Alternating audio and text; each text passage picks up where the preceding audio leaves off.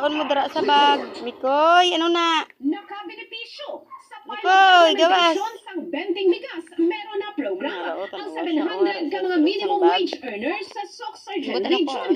Ang nasamit nga programa ang nagabaligya sa May pagkaon siguro sa diri. subsidized rate nga 20 pesos per Mikoy. kilo. Agod mabuhinan ang gasto sa pagkaon sa mga minimum wage earners.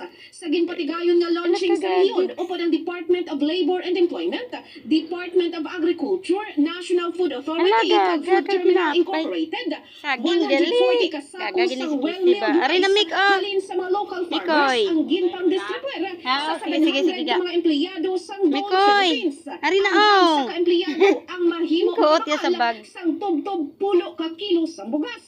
Suno sa dole nga may madason pa nga mga distributions nga pagahiwaton, ilabi na sa mga kumpanya nga nahamtang sa PISA areas. Okay. Kagiban pa nga rehiyon, apang ini ang depende sa isumiter nga dokumento sang NFA-FT area, signing sa Memorandum of Agreement kag supply sang bugas.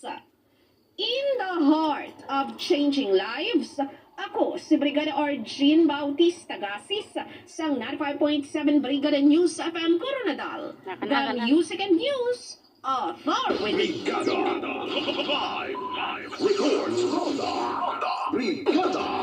Damo nga salamat kay Brigada Arjin Bautista Gasis.